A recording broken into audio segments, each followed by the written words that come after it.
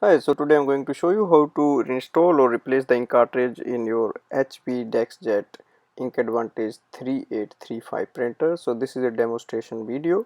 Now first is to switch on the printer and wait for the display screen to work. Once the screen is on, now we open the front chamber where we have to install the ink cartridges. So you can use both hands or one hand, and then you just have to push this box in the front. Now there is another door you can see, and if you push it down it will open the ink cartridge chamber.